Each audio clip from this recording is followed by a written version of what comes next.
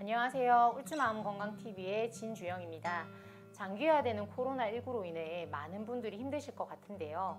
그 중에서도 사회화 격리된 채로 생활을 하고 계시는 분들이 계세요. 오늘은 2주간의 자가격리를 경험하신 분과 이봉주 교수님을 모시고 이야기를 나눠볼까 합니다. 그럼 지난 시간에 이어 오늘도 자리해 주신 이봉주 교수님, 안녕하세요. 네, 안녕하십니까. 첫 촬영 소감은 좀 어떠셨어요? 네, 많이 떨렸지만 네. 많은 분들이 이 TV를 보고 도움을 받으셨으면 좋겠습니다. 예, 그런 마음이 들더라고요. 네. 오늘 이제 자가격리를 몸소 체험하신 일반 시민분을 한 분 모셨는데 간단하게 자기소개 좀 부탁드려도 될까요? 네, 안녕하십니까. 코로나19로 인해서 2주간 자가격리를 경험한 34살 김정우라고 합니다. 최근 자가격리 하신 걸로 알고 있는데요. 어떻게 이제 자가격리를 경험하게 되셨는지에 대해서 간단하게 좀 설명 좀 부탁드려도 될까요? 네. 저희 친형이 1월 1일 헝가리에서 이렇게 입국하게 되었는데 그동안 지내다가 1월 30일 다시 이제 헝가리로 돌아가기 위해서 이제 다시 코로나 검사를 받았는데 거기서 양성 판정이 나왔습니다. 그래서 같이 생활했던 저도 함께 이제 코로나 검사를 받게 되었는데요. 다행히 음성이 나왔지만 그래도 이제 1월 31일부터 2월 13일까지 그렇게 자가격리를 하게 되었습니다. 굉장히 당황스러우셨을 것 같아요. 검사하러 가셨을 때는 좀 어떠셨어요? 확실히 이제 검사하러 갔을 때 코로나 검사 받으시는 분들이 많이 계셨고 거기서 이제 보건소 직원분들은 여기서 엄청 체계적으로 확실하게 이렇게 대응하시는 모습을 보면서 엄청 든든하면서도 많이 부끄러웠습니다. 네. 검사하시고 결과가 나오기까지 굉장히 심리적으로나 이게 좀 많이 복잡하셨을 것 같다는 생각이 들어요. 네, 엄청요. 아무래도 쟤만 이렇게 아프고 이렇게 피해 받는 거라고 하면 괜찮은데 저의 이제 양성이 또 다른 이제 피해로 이어진다고 생각하니까 많이 이제 불안하고 좀 많이 이제 죄송스러운 마음이 크더라고요. 네, 그러셨을 것 같다는 생각이 듭니다. 그러면 이제 친형분 같은 경우는 양성 판정을 받으신 거잖아요. 양성 판정 받으시고 좀 어떻게 되셨어요? 해외 출국할 때 이제 코로나 검사해서 양성으로 나왔다는 거는 그동안에 이제 증상은 일단 없었다는 얘기가 되잖아요. 네. 이제 증상이 없는 상태였는데 이제 그렇게 이제 양성 판정을 받고 이제 마산병원으로 이제 10일간 입원 생활을 하게 됐어요. 근데 이제 입원 생활을 하면서 증상이 아무래도 없다 보니까 특별히 이제 막 따로 치료 같은 거는 받지 않았다고 그렇게 들었습니다. 형님도 진짜 고생 진짜 많으셨네요. 검사 결과가 음성이라 하더라도 2주간 자가격리를 의무적으로 해야 되는 걸로 알고 있는데 2주간 자가격리는 좀 어떠셨어요? 2주간 이제 몸이 힘든 거는 솔직히 아무래도 없었습니다. 근데 이제 마음적으로 이제 힘들었던 거 많았는데 이제 아무래도 직장도 그렇고 가족 간에도 그렇고 이제 친구들 이렇게 이제 소통을 이제 끊어지는 거다 보니까 이게 참 마음적으로 좀 힘들긴 한데 그래도 이제 주위에서 이제 응원도 받고 이렇게 하다 보니까 점점 이제 뭐 부정적에서 긍정적으로 변하게 되더라고요, 제가. 그러면서 이제 더 발전할 수 있게 운동도 하고 앞으로의 계획도 짜고 이렇게 하면서 나름 재충전의 기회로 삼았던 것 같습니다. 자가격리자는 의무적으로 자가격리자 안전보호 앱을 설치해야 된다고 들었는데요. 간단하게 설명 좀 부탁드려도 될까요? 네, 앱을 통해서 자가격리 중에 자가격리자들이 유의해야 될 점들이나 스스로의 건강 체크 그런 걸 도와주는 그런 앱이었습니다. 그런 앱이 있다는 걸 저도 이제 처음 알게 됐는데요. 아무래도 이제 자가격리라는 상황 자체가 제가 경험할 일이 아니다라고 생각을 하다 보니까 그런 정보에 있어서 조금 약간 어둡지 않았나라는 생각이 들더라고요. 그래서 많은 사람들도 역시나 그런 이제 일이 막상 닥쳐야 또 정보들을 찾아보는 편이잖아요. 네, 저도 막상 이제 격리가 시작되다 보니까 그때 당시에 이제 허둥지둥 정신도 없고 막 여러 가지 막 스트레스가 막 올라오는 그런 느낌이 들더라고요.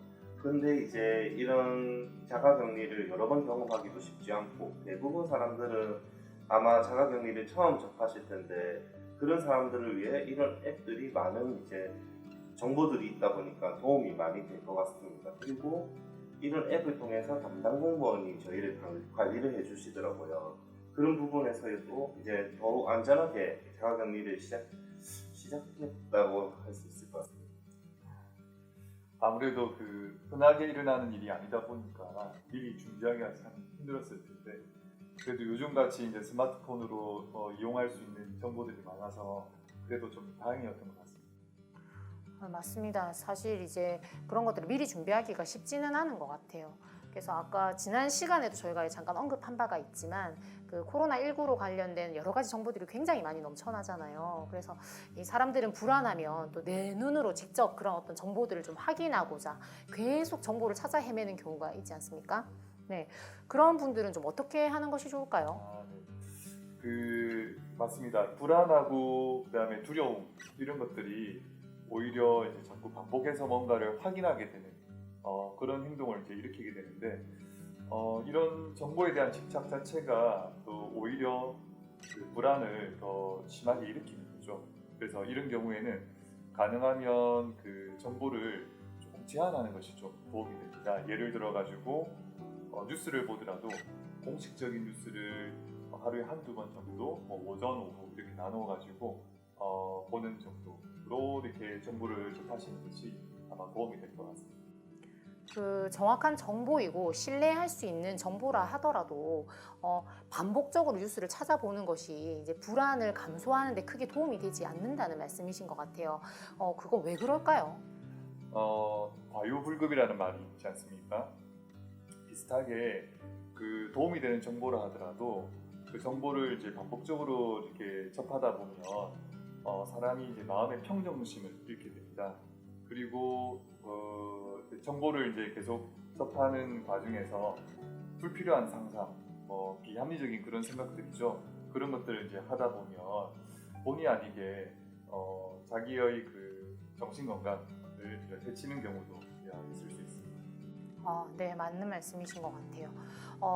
또 중요한 거는 본인이 경험하는 감정이나 어떤 신체의 반응에 대해서도 정확하게 알고 있는 게 중요하지 않을까 싶은데요.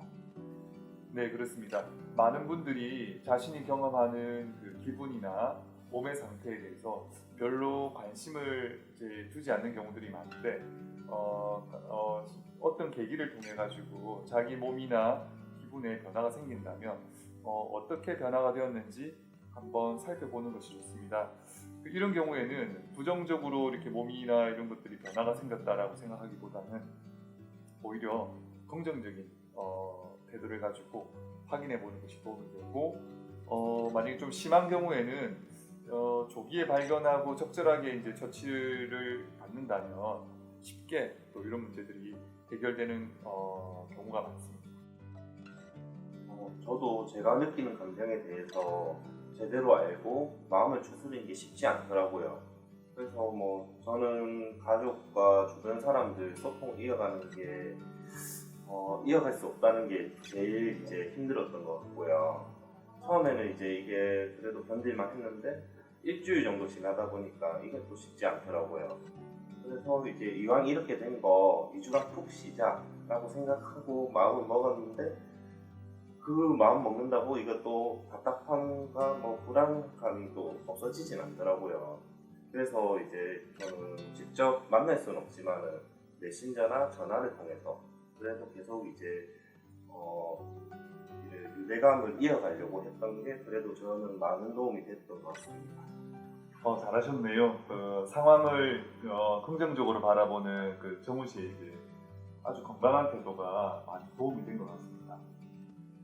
그 자가격리 대상자분들을 대상으로 저희가 상담을 해보면 그 이제 이런 2주간의 자가격리가 휴가를 받은 것 같아서 좀 쉬는 그런 시간으로 가지겠다라고 하시는 분들도 계시지만 또 일부의 어떤 분들은 내가 경제 활동을 하지 못한다는 것에 대한 어떤 분노와 이제 자기 마음대로 이렇게 나다닐 수 없는 자가격리 상황 자체에서의 어떤 답답함을 호소하시는 분들이 굉장히 많이 계세요.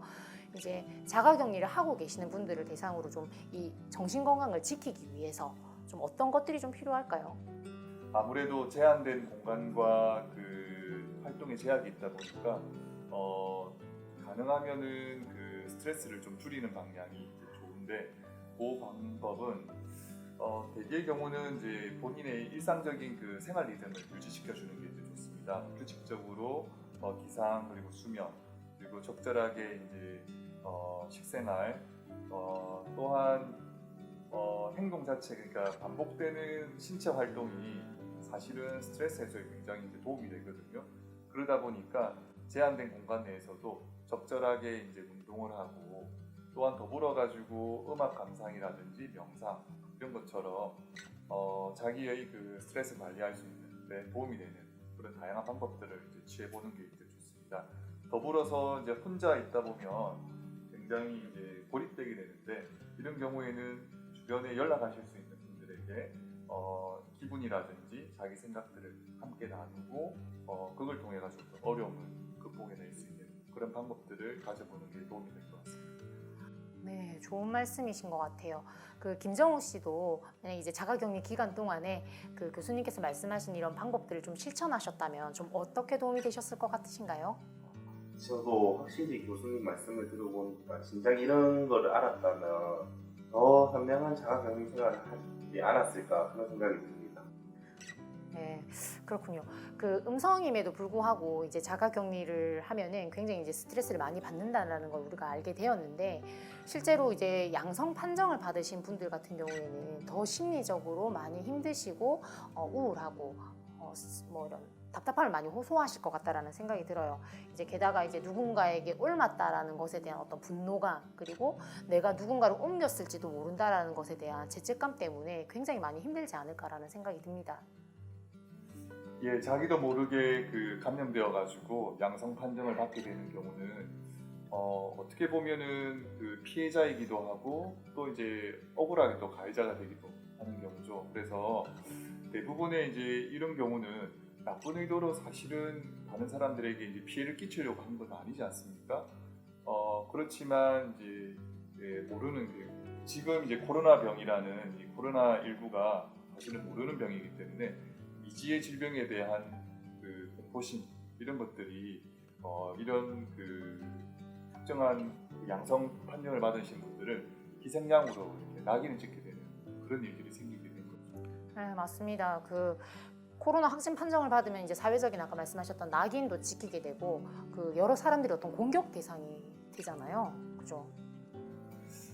결국 그 이런 문제들은 두려움 때문에 일어난다고 볼 수 있습니다. 그 막연한 두려움 때문에 그 분노가 이제 치밀어 올라서 그 사람들에게 어떤 탓을 하게 되고 또 화를 표출하게 되고 그렇게 된다고 보시면 될 것 같습니다.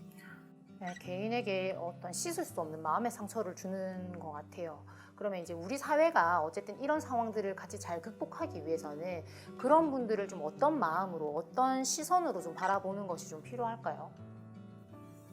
결국 우리 사회는 혼자 살아갈 수 없는 공동체 사회이지 않습니까? 그래서 이런 부분들을 이제 잘 인식해야 될 것 같습니다. 그래서 정부에서 그 제시하는 방역 수칙을 잘 지키면서 제한된 그 공간과 제한된 조건이지만 그 속에서 이제 자기 나름의 그 생활을 하고, 또 그 양성 판정을 받았거나 자가격리를 하고 계신 분들에게는 좀 더 따뜻한 시선으로 바라봐 주시는 게 도움이 될 것 같습니다.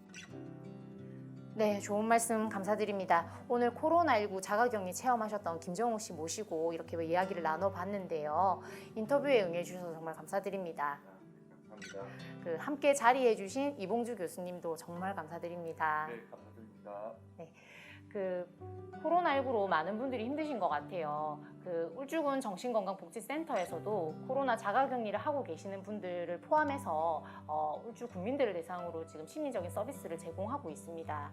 그래서 마음이 많이 힘드신 분들은 해당 지역에 각 정신건강복지센터가 있기 때문에 그쪽으로 문의하셔서 상담 서비스를 한번 받아보시는 것도 도움이 될 것 같습니다. 오늘 그 영상의 내용이 유익하셨다면 구독, 좋아요, 그리고 알림 설정까지 부탁드릴게요. 감사드립니다.